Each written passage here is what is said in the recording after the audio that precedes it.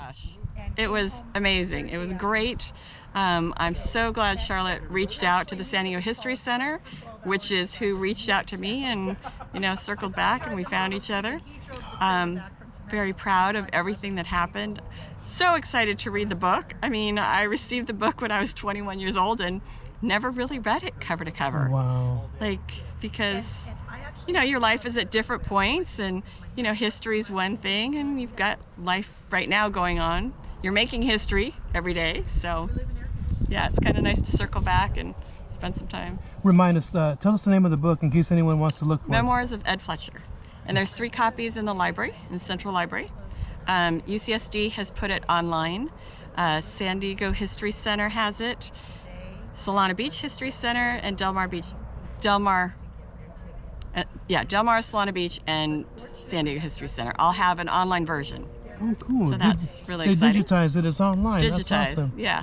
So what we're talking about is having all the family read a different chapter so that we have an audiobook of it read by different descendants. I didn't know anything about the Old Spanish Trail. Growing up, I had seen the art and the San Diego, Yuma, Arizona, San Diego, Phoenix or Bust. I've seen those, but I had no idea it went all the way to Atlanta, Georgia, that he was instrumental in all those roadways. I had no idea about his foresight in having sections of roads completed. Yeah, what they had to do to get that done, it's incredible.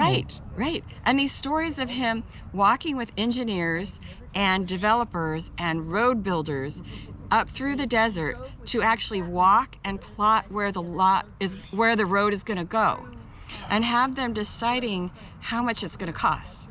Back in 1919, $100,000 is a ton of money. And then with only 1 jug of water on their way back, another 3 hours, 4 hours back, deciding that the city couldn't stomach that type of cost, and they started getting funds from other people and having other people help out and getting bonds and bringing it in and deciding $60,000 would be the amount, and bringing it on time, in budget.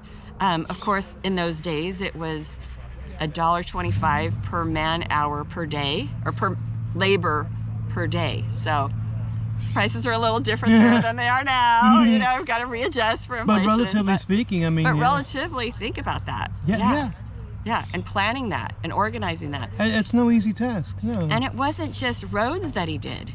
He did roads, but he also did water and dams and communities. And here we are in Flynn Springs, which I've never been to before. I hate to say that my great-grandfather donated Flynn Springs to the county of San Diego. Wow. And I've never been here. And this is a perfect place for a family reunion. So it's been wonderful to have O.S.T. here. Wow. Yeah, so. How does it feel to be a part of, these organizations around the country? They're keeping history alive. Right. And you got to tell the story, because we don't all live forever. Nope. I mean, how does it feel to be part of this living history? I actually did nothing to deserve this. I just happened to have the right parents at the right time, so I just feel blessed and grateful every day. Your father has some great stories too. He's great. I love my daddy. How did that make you feel to see him talking yesterday in front of that crowd? Great. And I always hear more stories when he's talking to someone else. It wasn't something that was talked about at the dinner table and the holidays or whatnot. But he likes to tell stories to other people, and I'm listening to them and learning a lot. So I'm happy. He's 87 years old now, and he's got a lot of spunk in him and a lot of good stories. So great. Yeah.